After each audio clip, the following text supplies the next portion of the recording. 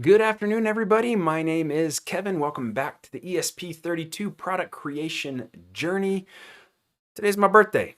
I'm really excited about it because on my birthday, I don't go to work and I'm doing this instead and loving it. We are doing a ton of testing on the new hardware, which is not in frame, right? Oh, yeah, it is in frame. It's this guy right here. What am I talking about? This guy right here.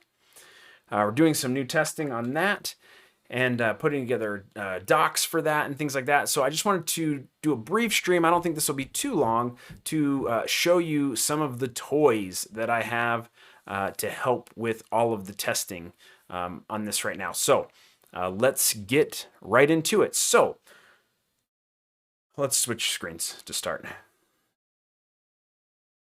Okay.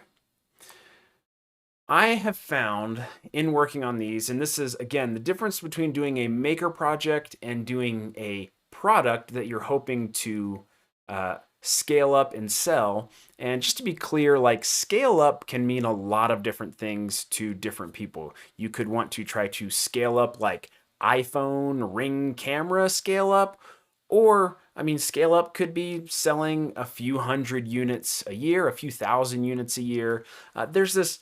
There's not a one size fits all, like I'm going to scale.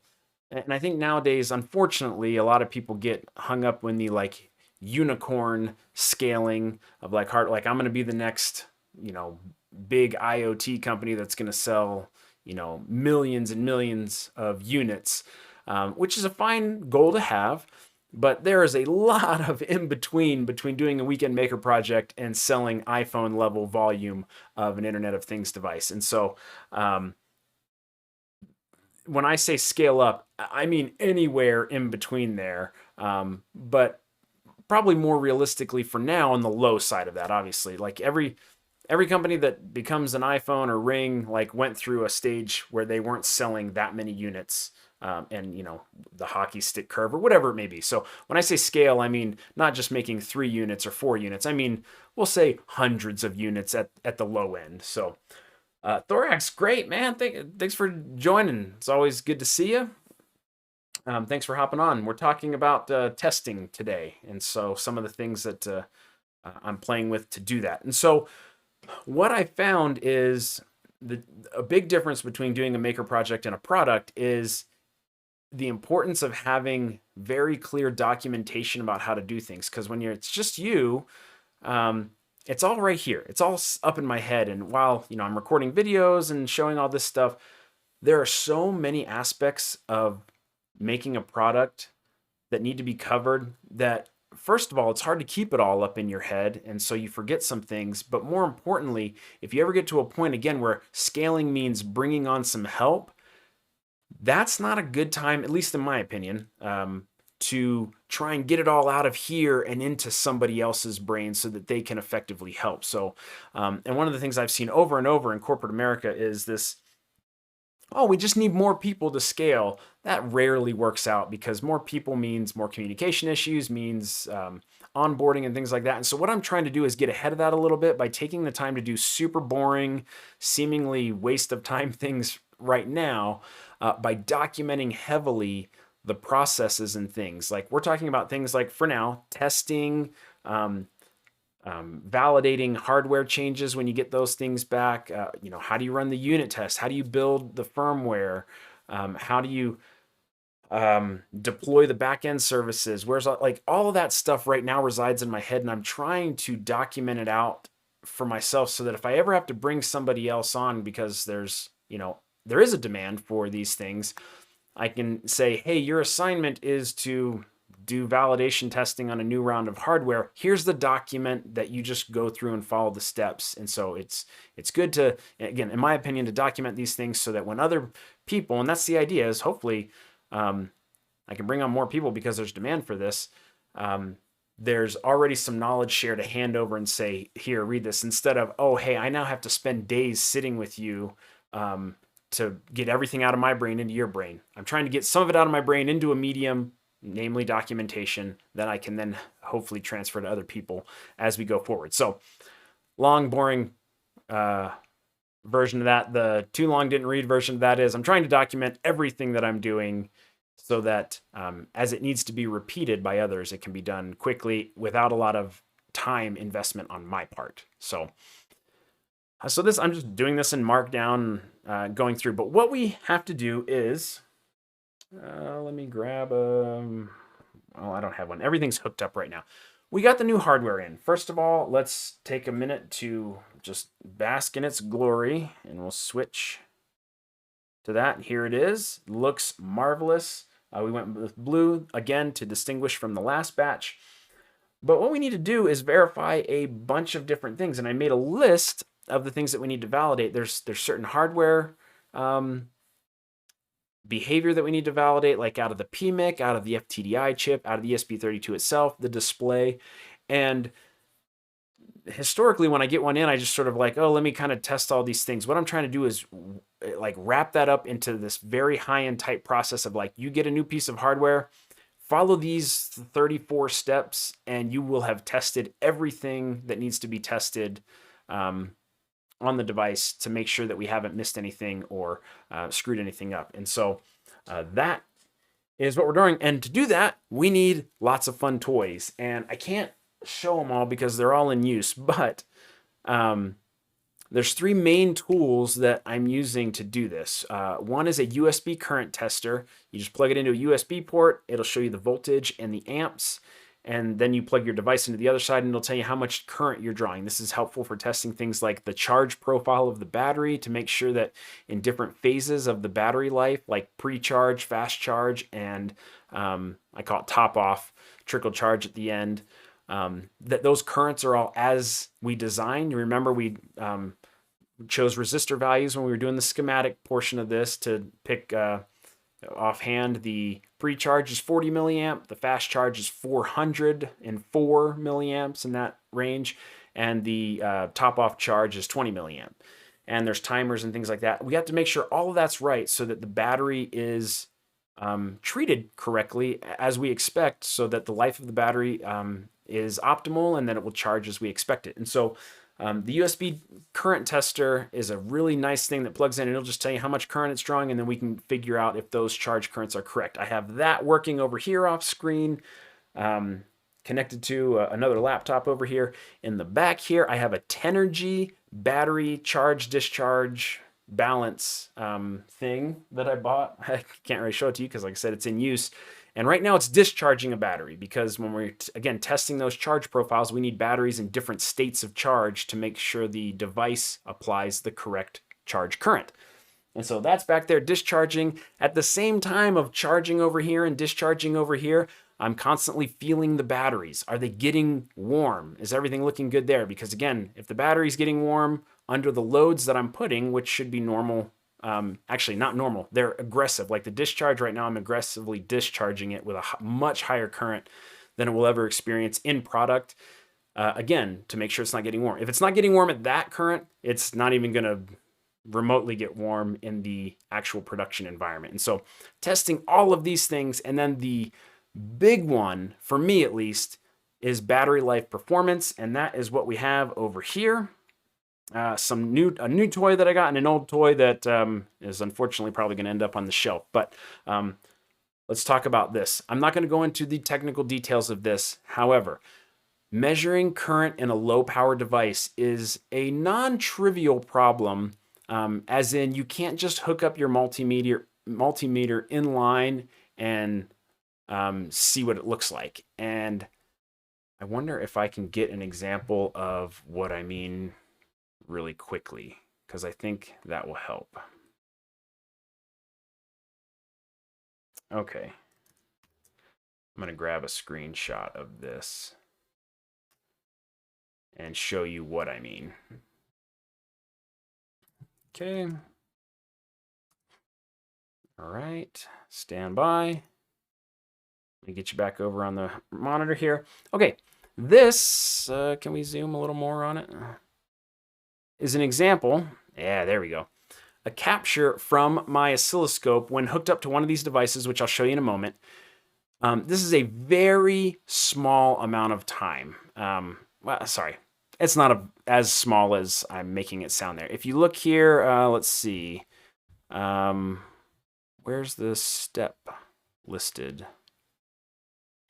I believe this is about 10 seconds worth of horizontal, 1 second. Okay, right there.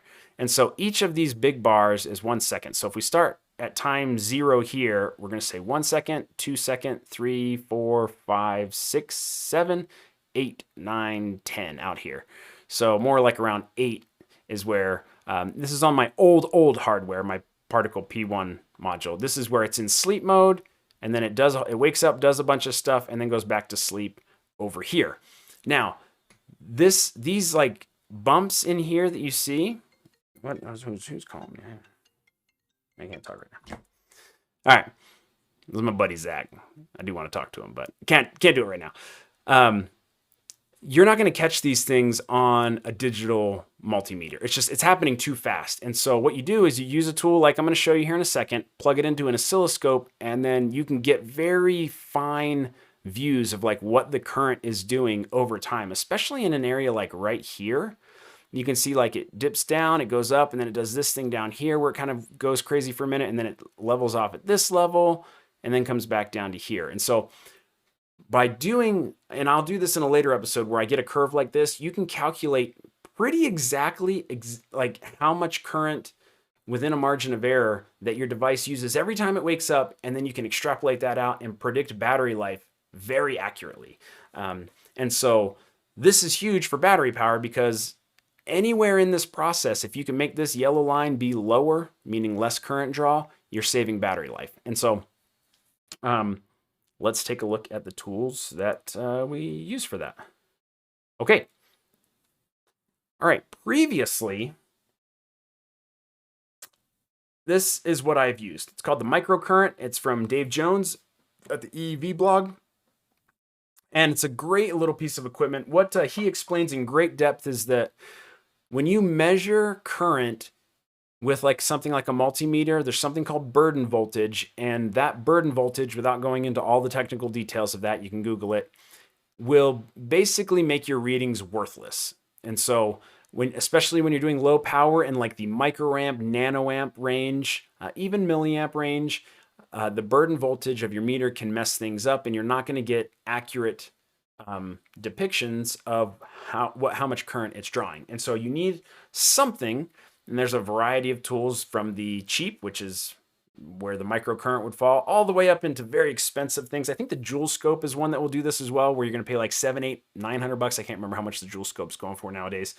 But anyway, this is a great little tool. What you do is on the current input side here, you hook your device up in line here. And so current is flowing through here into your device. And then on the output, you can hook it up to an oscilloscope or a voltage meter, a DMM, digital multimeter, and you'll get a voltage which is directly proportional to the amount of current that's flowing through the input with very, very high accuracy. And so I have used this historically to get the kind of this graph that I just showed you over here. This came from using the microcurrent. The voltage comes out, and then it's a direct translation to, I believe in this case, milliamps. And so for our vertical scale, where am I looking at? I don't even know. It's been a while since I've looked at these. 200 millivolt. Is that per division? I'm assuming, yes. So 200 millivolt, 400 millivolt, 600 millivolt. And then you can extrapolate out, like somewhere in the middle here is going to be 100 millivolt, which translates to milliamps. And what we can see is on the microcurrent, I don't know how well it'll come through. Let's see, let's hold it up here. Not really auto-focusing well. There's a little switch here that goes up and down. That's in 1 millivolt per nanoamp, 1 millivolt per microamp, and 1 millivolt per milliamp. And so it's a direct relation, 1-to-1, of millivolts to milliamps. And so that's how you can measure current. Great little tool. I believe it cost me around $70 plus shipping, something around there, which may sound expensive, but for a tool like this, incredibly great value, considering you can buy lab equipment for stuff like this in the thousands of dollars. And so an incredible little tool, all open hardware. The designs are all up there. Hard to get nowadays. Like I don't believe Dave Jones is selling these anymore. If you look around, there's not stock really anywhere. You might be able to buy them secondhand, but great little tool. But one of the things I never really liked was this, like I've got a switch to put it in the different modes. That was one of the shortcomings because when I'm running, I'm going to be in milliamp range and it has a certain swing range. But when it's asleep, I'm going to be in the microamp range. And so, like as I was testing, like when it's active, I need to have it in milliamp. When it's asleep, I need to switch it over to microamp, and it's kind of it's a little mess that way. Here is my new favorite toy I just got. This is the Current Ranger. Completely inspired. This is what's great about open hardware in the community. Somebody really loved the microcurrent, decided to take the design and improve upon it, which I think they have successfully achieved so far in the little bit of time I've spent playing with it. But it does the exact same thing where you've got an input on this side and you'll get a voltage proportional to the current that's coming through on this side out on this side. However, it has a slew of additional features that are just absolutely amazing. And let me talk through them really quick. I guess, disclaimer, this is not an affiliate thing or anything like that. I'll put a link to this in the description, but it's not an affiliate link. I have no association with Low Power Lab, the maker of the Current Ranger, and this is not a paid promotion in any way. It's just a new tool that I have and that I've so far really enjoyed and I'm sharing with you. So yeah, anyway, that's the disclaimer. All right, so the Current Ranger. Couple of things right off the bat. It's powered by a LiPo. The microcurrent is powered by, I believe, a coin cell on the underneath. And it's got a bunch of extra features. First of all, the switch, I'm going to air quote, the switch on here are these little tactile PCB buttons where you can change it from nanoamp to microamp to milliamp, and I'll show that in a second, which is really cool. But it also has a couple of extra really cool features. One is auto ranging, meaning we can put it in a mode where it will automatically decide, do I need to be in nanoamp, microamp, or milliamp mode, and it'll switch automatically for you, which is super cool. The other thing it has, there's a little light here it says LPF. You probably can't read that, and the lighting is awful. I apologize. Which stands for low pass filter. You can apply a low pass filter so that your readings aren't so noisy when they come out. You can set a unidirectional bias or bidirectional, meaning it can swing from 0 to a positive voltage, but not negative. But if you want to do AC stuff, you can set it into a mode that'll accommodate that. Serial output. Incredible. You can plug it in and it will just start dumping serial output through the console, which if you wanted to hook this up into some sort of automation for testing in loop, hardware in loop, we talked about that a few episodes back, this would facilitate that with that data over USB. It'll just spit it right out. A member of the community has actually written a Python GUI for that, which turns it into I'm going to say a cheap version of an oscilloscope. You're not going to get anywhere near the resolution and things, but you can actually output see the output of this in a graphical user interface. It works for, I've only tried it on Windows. I can't get this thing to connect in Linux, and I'll play with that more, but I'm not going to ding it too much on that. I still need to figure that out. It connected just fine on my Windows machine and was outputting data beautifully. So that's really cool. The other final thing, and I'll show all this here in a second, is you can add an OLED display. And this header right here, it just pops right on there. And it'll show you almost like a digital multimeter, which is really, really cool. And so I want to show you how I've wired this up. A couple things to note that they've said when you do attach the OLED, it is going to create noise on the output, so they don't recommend you getting oscilloscope output with the OLED connected, which so I'm going to stop for a second and give huge credit to Felix, I believe is the name, who has created this. This is just a product that feels like it's just got a ton of maker love into it. Not something that he's made to make a profit. He is selling them and I assume making a profit, which I'm totally for, but it has the feel of something that's made by somebody who actually uses it and cares about it, which makes a world of difference in what you get out of it. Like the things like the serial output and this OLED and the fact that it's so modular like this, and he says if the OLED's connected, creates noise, well, you just pop it off. If you don't want it on, you just pop it off. Like, it's super modular. Like, he gives you the part numbers for all this stuff so you can replace the OLED. It's the protocol's open. It's I2C. So if you wanted to put a completely different kind of screen on here, you're welcome to do that. All the firmware's open source. It's just this is like open source hardware, firmware at its finest for me, and has created a magnificent piece of tooling for people like me to get the information that I need about trying to make a product and making it low power. And so you can pop this on to get OLED stuff, or remove it when you're just connected to an oscilloscope, which is really cool. And so let me talk through how we have this hooked up, because it looks a little crazy, and I'll probably create a rig that more seamlessly plugs in at a later time. But right now, this is how we have it. Okay. All right. I've got just a little, let me turn it here, a little JST connector that my battery right there will plug into, which we'll do in a second. All right. The red wire, which is the positive voltage from that, right now is dangling. And when we're ready to test, I will, there's a little mechanical pressure input over here that I'll push down this button and I'll slide this in to connect it, right? Okay, out of that is another red wire, which if we disconnect, is the same JST connector that our battery has.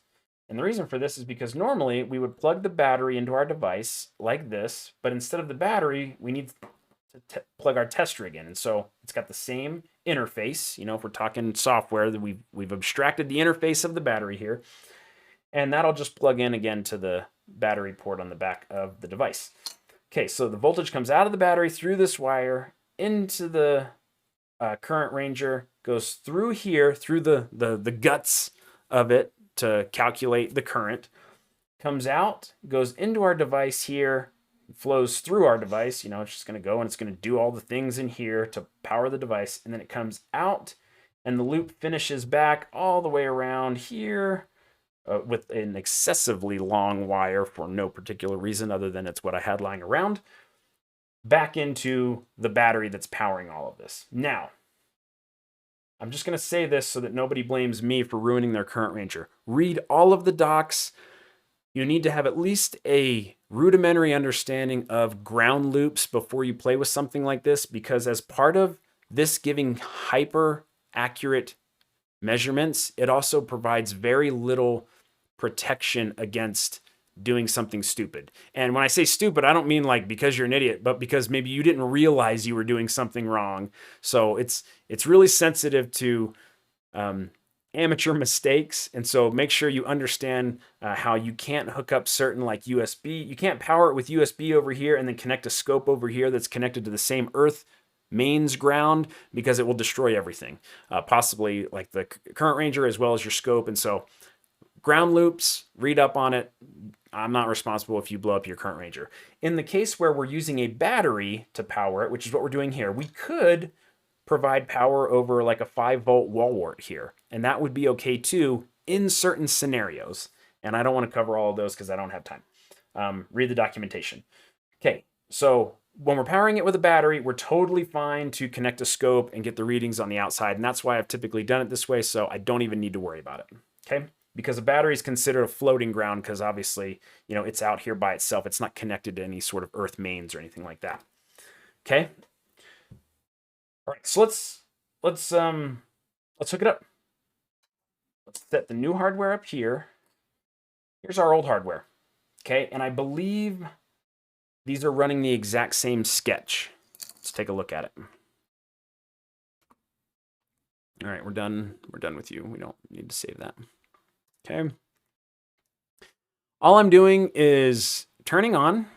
Let's make this a little bit bigger for you. I'm sleeping for 10 seconds, and so it's going to pull whatever like system idle current that the ESP32 with nothing else running, and I haven't done anything to make it low power or anything. It's just a raw ESP32. It's going to sit there for 10 seconds. We'll get a current reading there. And then I'm going to tell the ESP that I want you to sleep for 10 seconds.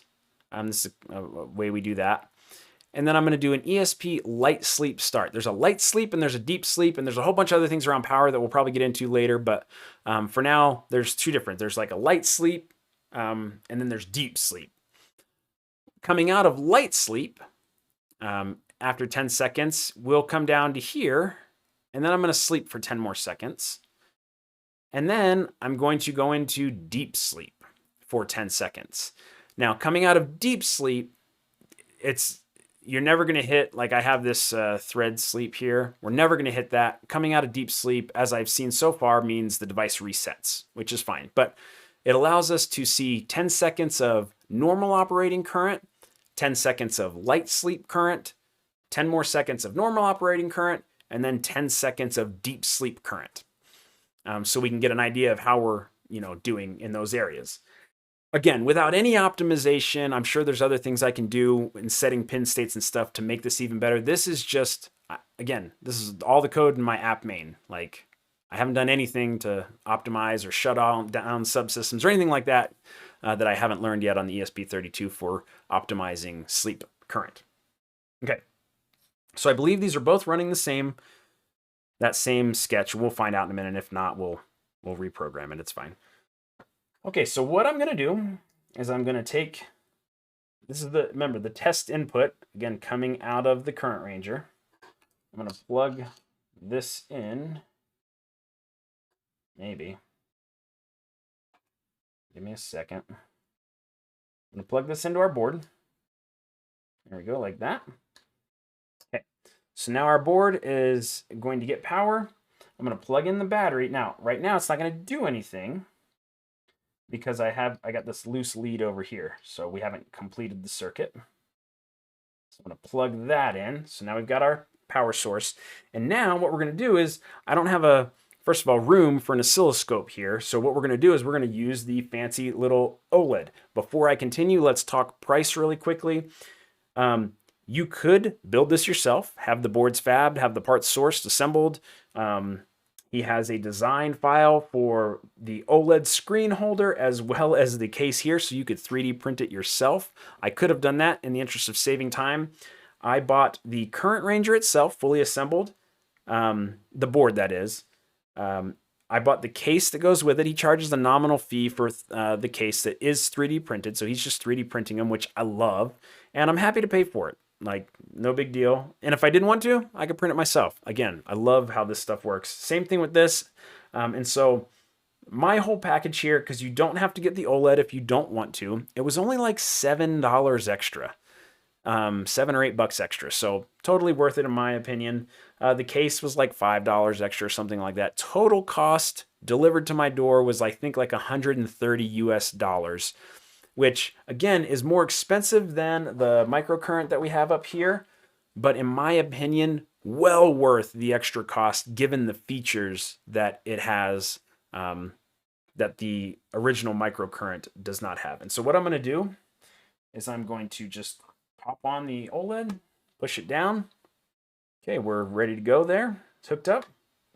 And then what I'm going to do is I'm going to turn it on. There's a little button right here. So we'll do that. And there you go. Oh, we're going to get the refresh flash. I apologize for that, but you can see that's just in the video. It doesn't do that in real life. I'm sure aware of that by now, but it's 0 milliamps. And you can see if I touch, let's go through some of the things here. If I touch the button to UA, it changes to UA on the screen, and now this light is up, and then same thing. I can go to nanoamp, and now it's in nanoamp. If I touch these two at the same time, it turns on the low pass filter. That light came on right there. Let's see if I touch them again, it'll turn off like that. I can set the unidirectional or bidirectional bias by touching these two buttons. And you'll see that light up there, and then I can turn that off. And then the one that's really cool is if you touch the two outer buttons, it automatically turns on the low pass filter, and then it goes into auto mode. You can kind of see it there. It's flashing. It says auto, and it's in nanoamps because nothing's connected and it can't see what's going on. And so, not see what's going on. There's nothing connected, so it's trying to sense very minor currents in the nanoamp range. So it defaults down to the nanoamp. And so now what we're going to do is we're going to connect our lead here. I'm going to try and prop this up so it's kind of pointing at the camera a little bit. Hopefully that's helps a little bit. When I plug this in, we're going to supply power to the whole thing, and then we should start seeing, again, resting current, light sleep current, deep sleep current, and see what it is. Again, this is the old hardware. Not the original, not the OG hardware, just the old hardware. Okay, let's get this plugged in. All right, you can see there, 27, and then it'll do that for 10 seconds, and then the next current we see should be the light sleep. There you go. Now we're in light sleep mode. We're around somewhere between 0.4 to 1.2 milliamps. You see it auto ranged into the milliamp range. And then we're going to wake back up. We're going to get 28 or so milliamps for 10 seconds. And now it's going to go into deep sleep mode. And watch what happens. Boom. It goes down into microamp. It changes microamp here. And you can see that we're right around 50 microamps in deep sleep. And then again, it wakes back up. And now we're back to 28 milliamps, which is cool. It's not too bad at all. Go ahead and disconnect that. Okay, great. Like just that simple. With a simple sketch, we can see just roughly using the OLED. We don't even need the oscilloscope since we can, again, we're just testing at this point. We can see how much current our device is using.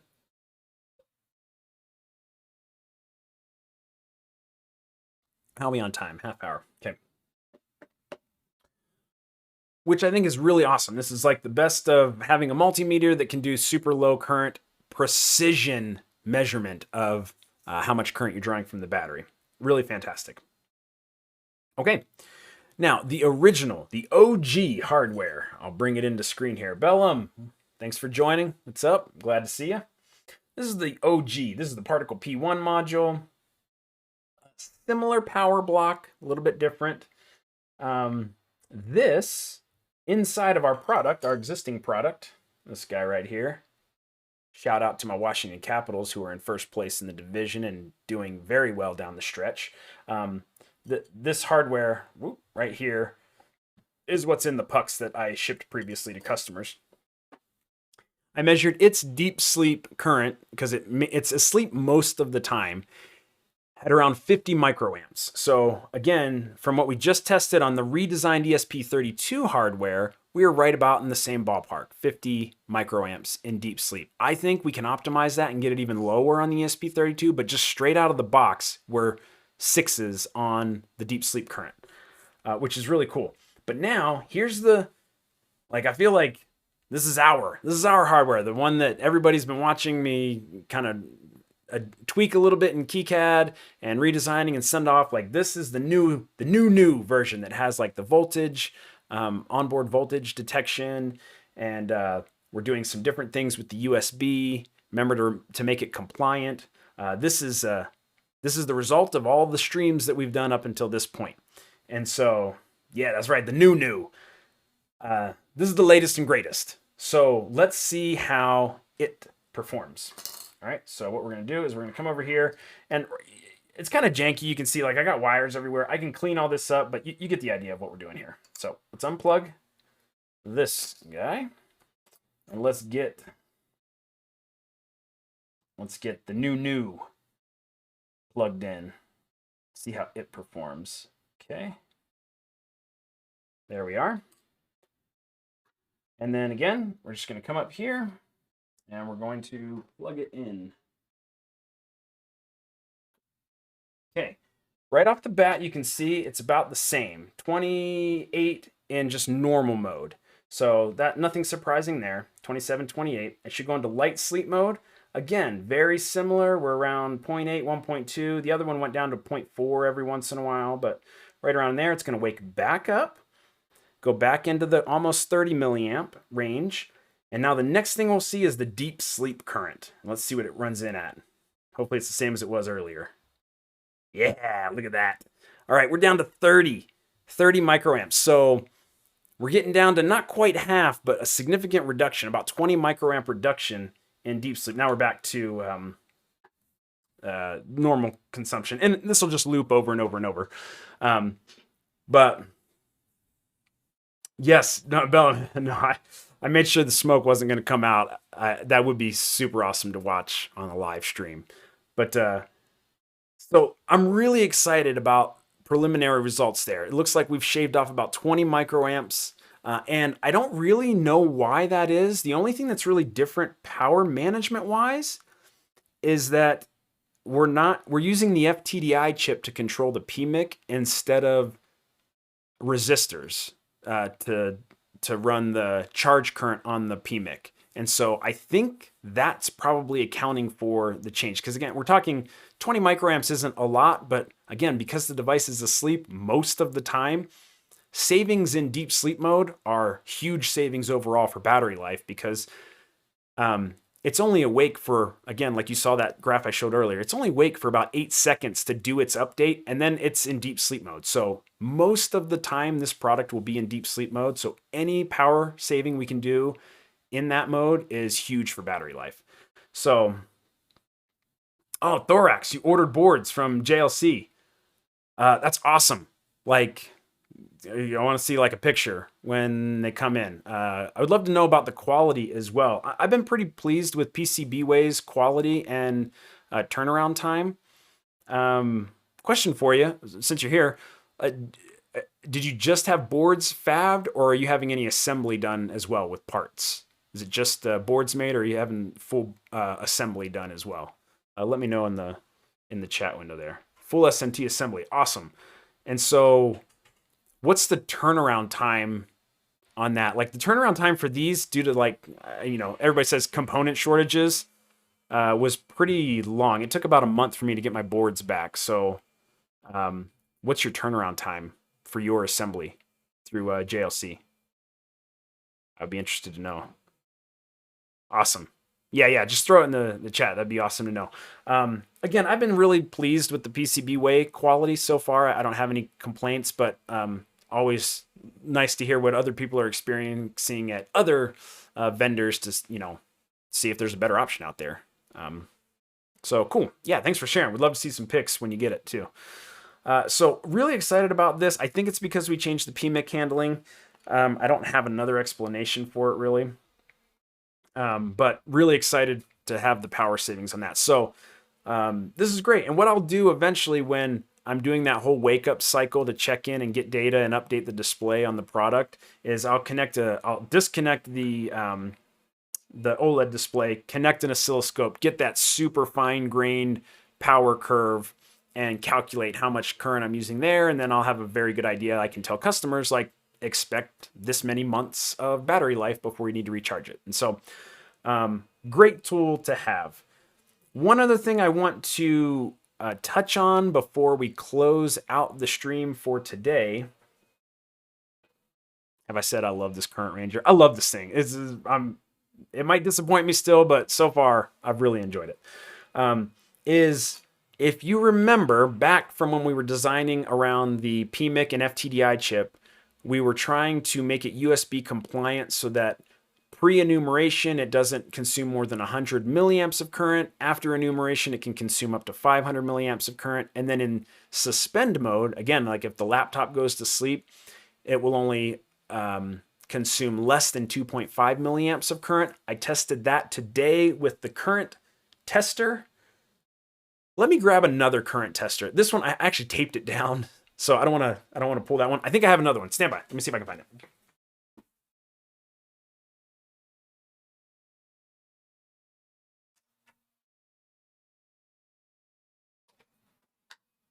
Just got to go into the bag of tricks. Okay, yeah.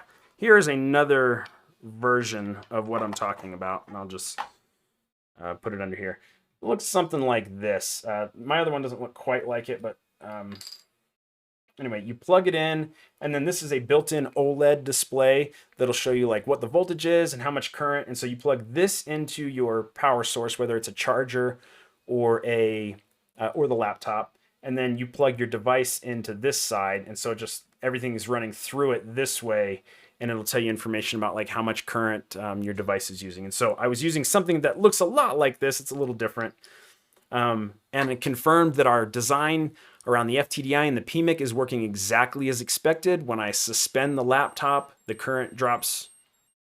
Oh, can you hear that? You probably can't hear it. It's beeping. It has a 10-minute timeout to save battery where it'll beep for a few seconds like it just did, and then watch, it's going to shut down.